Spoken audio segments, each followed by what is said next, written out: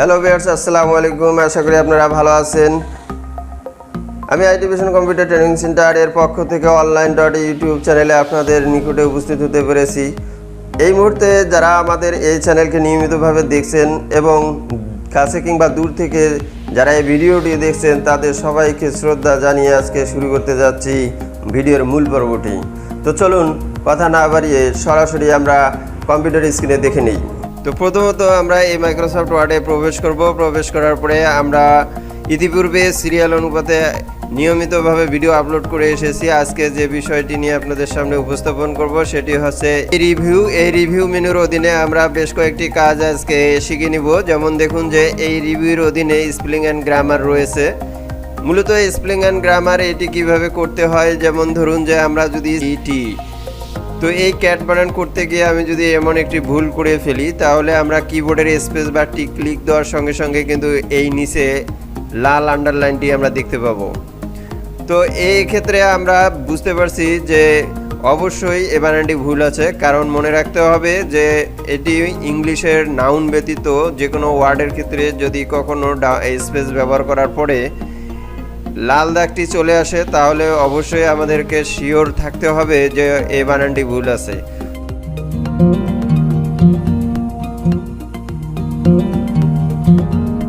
তো এটি শুদ্ধ করার জন্য আমরা প্রথমত মাউসের লেফট বাটন দ্বারা এভাবে সিলেক্ট করে নেব। সিলেক্ট করে নেওয়ার পরে আমরা এই স্পেলিং অ্যান্ড গ্রামারে চলে আসব। দেখুন স্পেলিং অ্যান্ড গ্রামারে চলে আসার পরে আমরা কিন্তু ক্যাট এই রাইট বানানটি সাধারণত প্রথমেই থাকে, এটি ব্লু বারের মাধ্যমে সিলেক্ট করা থাকে। জাস্ট আমরা এদিকে চেঞ্জে ক্লিক দেব। তো দেখুন আমি যদি এই চেঞ্জে ক্লিক দিই সঙ্গে সঙ্গে এখানে কিন্তু বানানটি চেঞ্জ হয়েছে। তবে মনে রাখবেন এই বানানটি কিন্তু এখানে রেড কালার ছিল, এটি কিন্তু গ্রিন কালারে পরিণত হয়েছে। তো এই গ্রিন কালার হওয়ার কারণ একটাই, সেটা হচ্ছে যে আমরা ওয়ার্ডের প্রথম অক্ষরটি ছোট হাতে লিখেছি, তাই এখানে গ্রিন কালার লেখাটি এসেছে। সো আমরা যদি নিচে একটু তাকাই তাহলে আমরা দেখতে পাচ্ছি যে এখানে সাজেশন ওয়ার্ডগুলোর মধ্য থেকে আমরা ক্যাট বানানটি দেখুন রাইট এই সোজায় আমরা যদি চেঞ্জে ক্লিক দেই তাহলে অলরেডি এটি চেঞ্জ হয়ে গিয়েছে এবং এই কমান্ডটি আমরা ইয়েস কমান্ড দিব। এরপরে স্পেলিং অ্যান্ড গ্রামার আমরা ওকে করেছি, তাই এখানে ওকে ক্লিক দেব। এভাবে আমরা একটা ছোট বানান কিংবা বড় বানান অর্থাৎ যে শব্দগুলো আমরা লিখতে গেলে আমাদের প্রবলেম হয়, আমাদের বানান তৈরি করতে গেলে হেজিটেশনে ভুগতে হয়, এ ধরনের বানানগুলো আমরা অবশ্যই মনে রাখবো। তবে মনে রাখবেন এভাবে ডাবল স্পেস যদি ব্যবহার হয়, যেমন দেখুন এক ওয়ার্ড থেকে আর এক ওয়ার্ডের মাঝখানে কিন্তু এক স্পেস পরিমাণ বা এক অক্ষর পরিমাণ দূরত্ব থাকে। এক্ষেত্রে যদি আপনি ডাবল স্পেস ব্যবহার করে DOG এই ডগ লেখার পরে স্পেস ইউজ করে আমি এখানে কিছু ওয়ার্ড তৈরি করেছি, এরপরে আবারও স্পেস দিয়েছি। তো এক্ষেত্রে আপনারা একটু খেয়াল করুন, দেখুন যে এখানে ক্যাট এবং ডগের নিচ দিয়ে একটি গ্রিন কালার এসেছে। এই গ্রিন কালার আসার অর্থটাই হচ্ছে যে এখানে ডাবল স্পেস অর্থাৎ দুটি অক্ষর পরিমাণ আমি স্পেস দিয়েছি, এই কারণেই কিন্তু এই গ্রিন কালারটি চলে এসেছে। সো আপনাকে যেটা করতে হবে সেটি হচ্ছে যে ব্যাক স্পেসের মাধ্যমে আপনাকে এই একটি স্পেস কমিয়ে দিতে হবে, তাহলে আপনারা দেখতে পারবেন যে এখানে কোনো প্রকার আন্ডারলাইন নেই।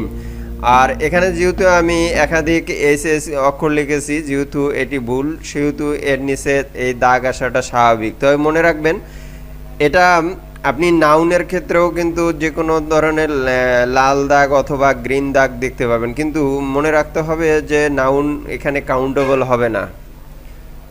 সো আপনারা সহজেই বুঝতে পারছেন যে আমরা এই ধরনের ওয়ার্ডগুলো ভুল থেকে শুদ্ধ নির্ণয় করতে পারি।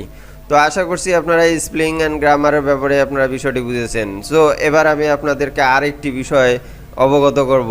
ওপেন করে আমাদের এখান থেকে একটি ফাইল আমরা ওপেন করব। তো দেখুন আমি এখানে একটি ফাইল ওপেন করতে যাচ্ছি। আমরা এখানে পাসওয়ার্ড ব্যবহার করেছিলাম, তো আমরা এই পাসওয়ার্ডটি এখানে ইউজ করেই তাহলে আমরা এই পাসওয়ার্ডটি ওপেন করার পরে আমরা দেখতে পাচ্ছি যে একটি ফাইলে প্রবেশ করছি। এই ফাইলটি ওপেন করার উদ্দেশ্য হচ্ছে একটাই, আমরা যখন এই রিভিউতে আসি তখন কিন্তু এখানে ওয়ার্ড কাউন্ট নামে একটি অপশন আমরা দেখতে পাই, যে ওয়ার্ড কাউন্টের মাধ্যমে আমরা ABCD কিংবা 1 2 3 এই আইকনটিতে আমরা যদি একটি ক্লিক দেই তাহলে কিন্তু খুব সহজে বুঝতে পারি। যেমন দেখুন যে আমরা পেজ ব্যবহার করছি, এখানে মাত্র একটি ওয়ার্ড, এই যে আমরা লেখাগুলো দেখতে পাচ্ছি এখানে টোটাল ওয়ার্ড আছে 81টি আর ক্যারেক্টার বা অক্ষর আছে এরকম 340টি, আর এক ওয়ার্ড থেকে আরেক ওয়ার্ডের স্পেস আমরা ব্যবহার করছি সেটি সহ এখানে উইথ স্পেস দেখাচ্ছে 425টি, প্যারাগ্রাফ দেখাচ্ছে একটি, লাইন দেখাচ্ছে 12টি। তবে মনে রাখবেন এখানে দেখুন লাইন্স কিন্তু 12টা এখানে দেখাচ্ছে, 12টি এখানে ইন্টার ব্যবহার করা হয়েছিল, এই কারণে কিন্তু 12টি লাইন দেখাচ্ছে। তো আমরা এটি খুব সহজে বুঝতে পারি। আমরা যদি এদিকে টাইমিংয়ের ক্ষেত্রে অ্যালার্ট হই তাহলে আমরা এই ডান দিকে এই ইন্টারফেসের ডান দিকে আমরা দেখতে পাচ্ছি স্টার্ট বাটন, এখানে এই টাইম অনুপাতে যদি আমরা ফলো করি তাহলে কিন্তু একটা লেখা লিখতে গিয়ে সর্বশেষ পর্যন্ত আবার টাইমটি ফলো করব, এর মধ্যে কত মিনিটে আমরা একটি লেখা লিখেছি এটা খুব দ্রুতই বের করতে পারবো, এবং কতটি ওয়ার্ড লিখেছি সেটা কিন্তু আমরা এই বক্সের মাধ্যমেই তা নির্ণয় করতে পারি। তো আমরা এটা বুঝতে পারলাম যে আসলে ওয়ার্ড কাউন্ট কিভাবে ব্যবহার করতে হয়। বন্ধুরা এবার আমি এই ভিউ মেনুর অধীনে কয়েকটি অপশন দেখিয়ে দিব, সেটি ইম্পর্টেন্ট। যেমন দেখুন যে আমরা এই অপশনগুলো মূলত ডকুমেন্ট ভিউয়ের অধীনে থাকে। যেমন দেখুন যে আমি যদি এখানে ওয়েব লেআউটে ক্লিক দেই তাহলে আমার এই পেজটি দেখুন যে সরাসরি বাম ডানে লম্বা হয়ে গেছে, তো পেজটি ডিসব্যালেন্স হয়ে গেছে। আমরা যদি আউটলাইনে ক্লিক দিই তাহলে দেখবেন যে পেজটা আরও একটি বাজে অবস্থায় পরিণত হয়েছে। এরপরে আমরা যদি আবারও ভিউয়ের অধীনে থেকে এখানে ড্রাফটসে যাই তাহলে আমরা পেজটি এমনটি দেখতে পাচ্ছি। সো আপনি যদি এখানে ক্লোজ করে দিয়ে আবারও আপনি নতুনভাবে এই প্রোগ্রামটিতে প্রবেশ করবেন, আপনি নতুনভাবে যখন প্রবেশ করবেন এই এমএস ওয়ার্ডের মধ্যে দেখুন এই পেজটি কিন্তু ডিসব্যালেন্স অবস্থায় রয়েছে। সো আমরা এটা বুঝতে পারছি যে আমাদের এই স্ক্রিনগুলো অর্থাৎ ইন্টারফেসের এই পেজটিকে এমএস ওয়ার্ডের যে পেজটি আমরা দেখতে পারছি এই পেজটি যদি কখনো পরিমাপের বিপরীত হয়ে যায় তাহলে আমরা কিন্তু এখানে প্রিন্ট লেআউট যে অপশনটি দেখতে পাচ্ছি এই প্রিন্ট লেআউটে ক্লিক দিলে আমরা এই পেজটি স্বাভাবিকভাবে ফিরে পাবো এবং আমাদের জন্য ব্যবহার করা খুব সহজ হবে। এরপরে আপনারা এখানে রুলার দেখছেন, এই রুলারের টিক মার্কটি দেওয়া আছে বিধায় আপনারা এই স্কেলের মাপটি দেখতে পাচ্ছেন। যেমন দেখুন যে 1 2 3 4 5 6, বাম দিকে তাকালেও আমরা দেখতে পাচ্ছি যে 1 2 3 4 এভাবে হুইলটি ঘুরালে আমরা সর্বশেষ পর্যন্ত দেখতে পাচ্ছি। তো এই যে পেজের পরিমাপটা কতটুকু দৈর্ঘ্য এবং প্রস্থ রয়েছে এটা শুধুমাত্র এই রুলারের ঘরে টিক মার্কটি দেওয়া আছে বিধায় আমরা জানতে পারি। তো এবার যদি আমি এই টিক মার্কটি তুলে দিই তাহলে কিন্তু আর আমরা দেখতে পারবো না, তাহলে বুঝতে হবে রুলারের একটি গুরুত্ব রয়েছে। সো আমরা কোনো পেজে রুলারের বাইরে ব্যবহার করতে চাবো না। এরপরে আমরা আরেকটি অপশন দেখব, সেটি হচ্ছে যে দেখুন জুম সাধারণত আমরা এই পেজের এখানে ডানে দেখুন যে আমরা এখান থেকে জুম আউট ইন করতে পারি। একই বিষয়ে হচ্ছে এখানে জুম, আমরা এই জুমটিতে যখন ক্লিক দিই তখন কিন্তু এখানে পার্সেন্টেজ দেখায়, যেমন 75 100 200। আমরা যদি এইভাবে 200 সিলেক্ট করে ওকে করি তাহলে পেজটি কিন্তু ওই পরিমাণ বড় হয়।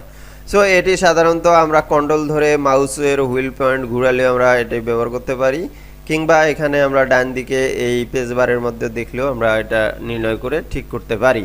এই পেজটিকে আমরা যদি স্প্লিট করতে চাই তাহলে এই স্প্লিটে ক্লিক দেওয়ার পরে দেখুন আর মাউস পয়েন্টারের এখানে কিন্তু একটি পেজে দাগ চলে এসেছে। আমি যদি পেজটাকে দ্বিখণ্ডিত করতে চাই তো যে স্থানে দ্বিখণ্ডিত করতে যাচ্ছি সেই স্থানে যদি আমি এভাবে একটা ক্লিক দেই তাহলে কিন্তু পেজের অংশটি কিন্তু দুই ভাগে বিভক্ত হয়ে যায়। সো আমরা এটা বুঝতে পারলাম যে এখানে স্প্লিট পেজের মাধ্যমে আমরা কিন্তু একটি পেজকে দুই ভাগে ভাগ করে ব্যবহার করতে পারি। এটিকে যদি আপনি রিমুভ করতে চান তাহলে আপনারা এই রিমুভ স্প্লিটে ক্লিক দিলে কিন্তু চলে যাবে, আর স্প্লিটে ক্লিক দিলেই কিন্তু পেজটি দুই ভাগে বিভক্ত হয়ে যাবে। তো আশা করছি আপনারা এটি বুঝতে পারছেন। তো ভালো থাকুন, সুস্থ থাকুন, দেখা হবে পরবর্তী ভিডিও। আল্লাহ হাফেজ।